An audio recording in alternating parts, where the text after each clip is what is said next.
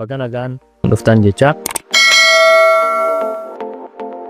har'a barumsa tokko qabadhee isinii dhufeera. Barumsi kuni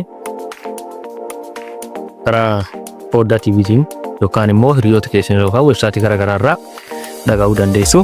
Barnoonni kuni Ethiocoders jedhama. Barnoota kana mootummaan Itoophiyaa United Arab Emirates waliin ta'uudhaan kan kennuudha. Barumsi kuni tola firii yookaan maallaqa tokko malee kan barsiifamu jechuudha. Har'a kan ilaallu akkamitti galmaa'uu dandeenya, emailii keenyas verify gochuu dandeenya, erga galmoofnee barnoota keenya akkamitti barachuu dandeenya yookaan hordofuu dandeenya, qormaatas akkamiin fudhachuu dandeenya, erga qormaata fudhanne immoo sartifikeetii isaa akkamitti argachuu dandeenya yookaan daawunlood goonee bakka barbaannetti bakka nu barbaachisetti fayyadamuu dandeenya kan jedhudha. Rakkooleen as keessatti nu qunnaman baay'een jiru. Fakkeenyaaf book and assessment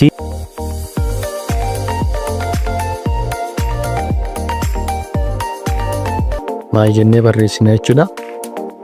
Ethiocoders jennee barreessina jechuudha. Kun akkaataa ittiin argannu jechuudha. Intari jennee seenna jechuudha. Geetti sarjechuu dandeettu yookaan immoo gargari deemtanii argachuu dandeettu. Barnoonni koorsoonni as keessatti kennaman yookaan barnoonni asirratti kennaman tokkoffaan Android Development Fundamental, lammaffaan Programming Fundamental, sadaffaan Data Science Fundamentalidha, afuraffaan Artificial Intelligence jechuudha. Barnoota afuran kanatu as keessattuu kennamaa jechuudha. Ta'uu baannaan immoo gadi start illee jettanii diteelii isaa argachuu dandeettu. Data Science maal barbaachisaa requirements isaa yookaan immoo wantoota jalatti ibsaman kun jira jechuudha. Kana diteelii dubbistanii tokko keessaa filattanii kamtu na waliin deema yookaan baradhee ani fayyadamaa ta'uu danda'a. Kata fedhii keessanii irratti hundaa'aa jechuudha. Deemee ammoo afuraan barachuun keessa waan hin oolle fi ammaaf immoo dursa kaayyoo baradhe kamtu nu barbaachisa kan jedhu kana seenuu dandeenya. Fakkeenya data science filadhe jechuudha. Data analysis fundamental asirratti immoo kan ilaaluu qabu mata dureen aan filadhe asirratti immoo isin beekuu qabdanu karaa meeqaan galmaa'uu danda'a. Tokko Googleedhaan sign up with Google, lama sign up with Facebookidhaan galmaa'uu danda'a jechuudha. Yoo ta'uu baate immoo emailii kiyya jala kanarratti barreesse isa jala kanaatti barreesse argitan kanatti jechuudha barreesse I am not robot kan jedhu kun jeequu qaba jechuudha. Ati nama ta'uu fi robootii ta'uusaa mirkaneeffata jechuudha. Ergasii keessa deemee maaltu na waan jedhu kana laallaa erga isa ta'a mirkaneeffanne sign up jenna jechuudha. Kana booda ergaan maal ta'a emailii keenya irratti nu ergameera jechuudha. Fakkeenya emailii keenya irratti nu ergameera jechuudha. Taabii lammaffaa iddoo kanatti daballeet gmail.com jennee emailii keenya irra deemna jechuudha. Kanaaf search goona. Daasnee gmail.com kan jedhu kana irratti kilik goona. Daasii irraa emailii keessan verify godhaa. Ergasii maal goona? Kilik gooneetu keessa seena. Verify email address. Email addressii kana verify godhii jedha. Jalqaba irratti maqaa keessan barreessitu. Lammaffaa irratti maqaa abbaa keessanii barreessitu. Sadaffaa irratti paaswordii keessan kan dagachuun kan fakkeenyaaf login jedha. Security waan ta'eef jechuudha. Akkasitti hojjennee Taasisnee start my application kan jedhu kanarratti filadhaa jechuudha. Yoo barbaadde save gochuu dandeetta. Ta'uu baannaan immoo not save gochuu dandeetta jechuudha. Start my application. Step ittaanu background information idha. Background information kun inni gaafadee kudha afuratti keessatti background jechuun fakkeenyaaf country biyya keenya filanna. Biyya Itoophiyaadha. Naannoo jirtan filattu. Naannoo Oromiyaa waan jiruu fi naannoo Oromiyaa jedhee filadha. Ittaan immoo umurii keessan estimationiin jidduu ham jiraa kan jedhu filattu. Jidduu umurii amma jirtan san namni tokko umurii isaa barataa yoo ta'edha. Umurii 18-22 ta'uu danda'a. Filadhaa ittaan silaa lakkoofsa bilbilaati kan guunnu. Itoophiyaadha.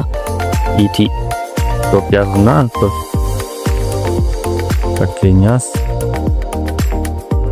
lakkoofsa bilbilaa keessan barreessitu. Erga barreessitan immoo genderii filattu. Dhiira yoo ta'e dhiira, dubartii yoo ta'e dubara jettanii filattu. Kana booda immoo level of education jechuun barattoota yoo taatan iskuulii kan jedhu kana filattu, digirii yoo qabaatan digirii keessaa filattu, digirii yoo qabaanne immoo kana hunda ala barataa iskuulii yoo ta'an immoo maal filattu? Azar filattu jechuudha. Inni itti aanu immoo fiildi kamiin barattanii yoo digirii taatan yoo maastarsii taatan fiildi kamiin barattan kan jedhu inni itti aanu jechuudha. Barataa yoo ta'an as keessa hin jiru jechuudha. Barataa yoo ta'an hin jiru naachuraalii yoo ta'e sadarkaa tokkoffaa lamaffaa jedhee akkasitti barachuu dandeetta waan ta'eef sadarkaa tokkoffaa ta'e hin jiru as keessa. Azarii filattu yommuu kan digirii keessanii barnoota barattanii itti xumurtan leevilii macarrashaa isaan filattu jechuudha. Nama kompiitar saayinsiidha. Fakkeenyaaf isin kan barbaadan filachuu dandeetta. Nama akka kootti kun waan isin rakkisu hin qabu. Your education status'idha. Institution'idha.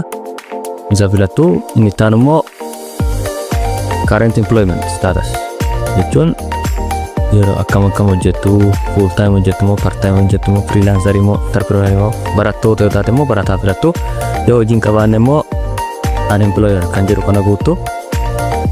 Jaansuudhaan part time full time dha. Yoo hojjetaa taate eessa ka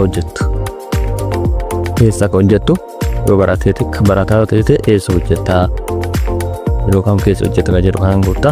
Inni itti aanu immoo professional experience muuxannoo keetii waggaa meeqaa muuxannoo qabdu yoo ta'e yoo barataa taate muuxannoo hin qabdu no experience. Yoo immoo muuxannoo keessa hundootte akkaataa muuxannoo keetiitiin sirratti guuttaa jechuudha. Inni itti aanu immoo maaliif barattaa barumsa kana maaliif barattaa kan jedhudha. Start new job hojii haaraa jalqabuu fi learn a new skill kan jedhu kana yoo immoo entrepreneurship garagaraatiif yoo ta'e biizinasii garagaraa oon biizinasii kan dhuunfaa keessanii ittiin suphachuuf yoo ta'e advaansii digirii garagaraa argachuuf yoo ta'e immoo akkaataa fedhii keessanitti hojjettu. Kanaaf immoo inni kun immoo learn a new skill dandeettii garagaraa beekumsa garagaraa haaraa barachuuf kan jedhudha. Inni itti aanu immoo beeksisa kana eessaa agarte? Barnoota kana eessa agartee? Karaa iimeeliidhaan si ergame moo liinkiidhaan moo feesbuukidha karaa ittiin agartee guuttaa jechuudha. Fakkeenyaaf kanan filadha. Erga kana hunda filadhee immoo agree and confirm kan jettu kana jechuudha. Erga kana filadhee immoo finish and submit kan jedhu kana tunteetu dabarra jechuudha. Kana booda maal jedhu start learning jenneetu barumsa keenya jalqabuu dandeenya jechuudha. Kun asitti sirriitti ilaaluu qabdan mata dureen kun mata duree isin filattan start learning jechuudha. Getting started kan jedhaman seenetti get started goona. Erga get started goone bifa kanaan argachuu dandeenya. Barbaadan viidiyoodhaan barachuu dandeettanii yoo barbaadan immoo barreeffamaan barachuu dandeettanii jechuudha. Barreeffamaanis barachuu dandeettanii jechuudha. Kanaaf mata dureen filadhee data science data analysis fundamental kan jedhu kana jechuudha. Kana filadheedha jechuudhaan kana chaaptariidhaan maal keessa baradhaa maal argachuu danda'a jedhu keessatti argattu jechuudha. Koorsiiwwan kana koorsiiwwan kana dheetiin diiteelii isin agarsiisaa jechuudha. Yoo kana jechuudha. Welcome to Udacity. My name is Sebastian Fran. I'm the founder of Udacity. I'm so pleased you've chosen. Bifa argaa jirtan kana argachuu dandeettan jechuudha. Reesaalee qulqulluu waan ta'eef waan lama harkisuu illee qabu barreeffamni jala jira gubbaa viidiyoonis jira kan wal bira kultanii barachuu dandeettan jechuudha. Akkasiin itti tolee jechuudha. Namni tokko viidiyoo beeksisuudhaan sitti toluu danda'a waan ta'eef kanaan barachuu dandeettan next jettan jechuudha. Fakkeenyaaf parsantii tokko irra jira next yoo jedhe ni lammataallee welcome to 5 million Ethiopian coders jedheet kana nu agarsiisaa jechuudha. Isa barachaa ture xumureeru isinitti agarsiisutti akkamitti book and assignment akka gochuu dandeenyu certificate keenya eessa akka argachuu dandeenyu waan jedhu isinitti agarsiisu. Isa ani barachaa ture xumure jechuudha. Kana fakkeenyaaf baradhee xumureera waan ta'eef certificate kiyya fudhachuu danda'a. Fakkeenyaaf sirriittoonis agarsiisu akkamitti book and assessment gochuu dandeenya. Book and assessment gochuu dandeenya kan jedhudha. Kana hunduu barannee xumureera yoo ta'e waa agarsiisa jechuudha. Parsantii meeqa irra jiran maanii parsantii 99 irra ga'eera jechuudha. Parsantii 99 jechuun sartifikeetii qofa naafa malee barumsa kiyya baradhee xumureera jechuudha. Sartifikeetii kiyya kana fudhachuudhaaf qormaata kana darbuu qaba jechuudha. Qormaata kana maal ta'ee darba jechuudha. Tokkoffaa qormaata kana sirratti isin ibsuu danda'a jechuudha. Mabiraatiin asirratti jira instructionota kana dubbachuu. Qormaata kana darbuudhaaf maaltu barbaachisaa? Tokkoffaa qormaata kana darbuu qaba. Online yoo hin taane qormaata kana fudhachuu hin dandeenyu. Inni biraa immoo gaafileen garaagaraa as keessa jiran fi general knowledge dabalateeti. Wantuma duraan barataa turee fi general knowledge dabalateeti qormaata kana irratti nu kennama jechuudha. Kunis waan baay'ee ulfaatumti general knowledge jechuun waan tokko gaafa muraasa jechuudha. Qormaata kana daqiiqaa 60 nu kennama jechuudha. Daqiiqaa 60 qofa keessatti qormaata kana xumuruu dandeenya jechuudha. Daqiiqaa 60 darbinaan qormaata kana fail taane resultiin hagammaan hojjennu yoo gaaffiin ta'e daqiiqaa 60 gidduutti daqiiqaa 5 yoo ta'e akkuma qormaataati seera qormaataa waan beektanu waan baay'ee ibsuu baay'ee hin barbaachisu. Inni itti aanu gaaffii meeqan nu kennama kan jedhu gaaffii meeqan nu kennama? Gaaffiin nu kennaman gaaffii 20 jechuudha. Gaaffii 20 jechuun yoo xiqqaate gaaffii 12 deebisuu qabna jechuudha. Gaaffii 12 deebisirri deebisuu qabna jechuudha. Yoo gaaffilee 12 deebisne parsantii meeqa jechuudha? Parsantii 60 jechuudha. Dhibba keessaa parsantii 60 yoo haffinnu taate qormaata kana darbuu dandeenya jechuudha. Inni kan biraa qormaata kanaaf dhumarratti waan isin arguu dandeettan qormaata kana dabarteettaa fi kufteetta kan jiru malee fail and passing malee resultiin calculate ta'ee dhibbarra hagana fiddee dhibbarra 50 fiddee dhibbarra 60 fiddee kan jedhamu jiru fail and pass qofa jechuudha. Fail yoo taate itti deebitee qormaata kana qoramta itti deebuu dandeetta sa'aatii barbaaddetti sa'aatii yeroo firii ta'etti yeroo firii ta'ee daqiiqaa kana keessa gaaffii kana deebite jettee yaaddutti qormaata gaaffilee kee banattee qoramuu dandeetta. Torbee 8 jiran san keessatti yeroo murteetti jechuudha. Garuu torbee 8 ol taanaan gaaffilee kanaaf dhuftu jechuudha. Gaaffiin kun siin dhufu torbee 8 jechuudha. Kanaaf torban 8 kana keessatti yoo xumurte yeroo kamtu firiidha yeroo kam gaaffilee kana deebisuu dandeettee adda baafattee gaaffilee kana deebisuu dandeetta jechuudha. Malee qormaata kana yoo dabarte certificate kee argachuu dandeetta jechuudha. Inni itti aanu maal jedha? Start assessment. Inni kun kana jechuun maal jechuudha? Maqaan inni asii barraa'u maqaan kuni maqaa certificate keessatti isiniif maxxanu jechuudha. Asirratti barreessitan neem kan jedhu woni maqaa certificate keessatti isiniif maxxanu jechuudha. Kanaaf maqaa keessan sirreeffattanii galchuu danda'uu qabdu. Inni itti aanu emailii keessan jechuudha. Emailii kunis achirra ta'a jechuudha. Achirra ta'a waan ta'eef emailii keessanii fi emailii keessan isin galchuu isin hin gaafatu.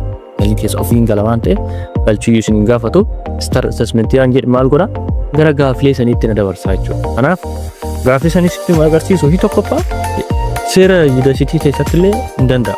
Tokkodha waan ta'eef rikoordii waan gochaa jiruu fi naan eeyyamu. Seera yuunivarsiitii keessatti illee naan eeyyamamu. Kana waan ta'eef malee isinitti agarsiisee gaaffilee sana hundaa'uu hojii laalaa deemuu dandeenya jechuudha. Ammaaf garuu gaaffileen sun waan naan eeyyamamnee fi isa kanaan inni isin dogongoruu hin qabne jalqaba irratti isinii kaasee akkaataa jalqaba irratti isinii kaaseenii gaaffilee kana qoramuun dura yookaan next jettanii yoo dabartanii argattan jechuudha. Next jettee gara steeppii isa dhumaatti yoo dabarte qormaata kanan qoramtu jechuudha. Maali steeppii isaa xumuraa deemte buuk gochuu qabda xiqqa. Buuk yoo goote buuk gochuu qabda. Buuk assessmentii kana gochuu qabda. Buuk yoo goone buuk kan jedhu kana yoo goone certificate argachuu dandeettu. Next jettee dabarte sana certificate kana carraa argachuu feetis dhiphaa waan ta'eef kanaaf assessmentii keessan bifa qoramtanii qormaata keessan otoo dabartanii gaariidha. Fakkeenyaaf xumuree baroota kiyya kana hunda xumuree baradhee xumuree next yoo jedhee maal ta'uu danda'a kan jedhuu fi next jedheeti continue jedhee congratulations eebbifamtee jirtaa jedhee naaf fida malee gaaffii saniif naaf fida jechuudha. Kanaaf gaaffilee san itti deebinee hojjechuuf qormaata keenya seeraan xumurree darbuu qabna jechuudha. Erga akkana nuun jedhee immoo maal ta'a? Gaaffilee keenya xumurree hin jiru. Sartifikeetii argachuu hin dandeenya. Xumurtanii ittiin nuun jedha malee sartifikeetii keenya argachuu hin dandeenya. Kanaaf eeggannoo godhaa. Xumura irratti kan isin hubachiisu yookaan kan isin qabachuu qabdan koorsii meeqaan barachuu dandeenya yeroo tokkotti. Gaaffilee akkanaa yeroo baay'een kaa'achuu. Koorsii 2-3 hanga 4 yeroo tokkotti barachuu dandeettaa jechuudha. Inni biraa immoo yeroo akkam keessatti barnoota kana xumuruudhaan qabaa kan jedhu gaafiin biraa gaafii lamataas ka'uu danda'a. Torbaan 8 qofa keessatti barattee xumuruu dandeetta. Torbaan 8 keessatti xumurtu taana sartifikeetiin fudhattu. Garuu barnoota keetti torbaan 8 dhiisii 15 illee barachuu dandeetta jechuudha. Garuu sartifikeetii ati fudhattee siistemii kanarraa argatu tokko illee hin jiru jechuudha. Kanaaf torbaan 8 gidduutti barumsa kee barattee xumuruudhaan sartifikeetii fudhachuu dandeetta jechuudha. Inni itti aanu immoo afaan sadaffaa irratti yeroo baay'ee kan argu imeelii meeqaan barachuu dandeenya? Imeelii tokkoon koorsii 4 barachuu dandeetta jechuudha. Koorsii 4 steepuun wal fakkaataadha. Hordoftee steepuun isaa tokko steepii tokko ammas agarsiise kanuma wal fakkaataadha. Steepuma kanaanii 4 isaayyuu galmooftee hordofuu dandeetta jechuudha. Namni guyyaa irraa qabadhee isin dhufe kana fakkaata. Gaafii yookaan immoo yaada kan nama jajjabeessus ta'uu danda'a. Gaafii wanta isinitti ta'e yoo jiraate koomentiin keessanii jechuudha. Koomentii irraa barreessuu dandeettanii koomentiin keessan waan ta'eef koomentii irraa kaa'aa. Galatoomaa fayyaa ta'aa nagaa.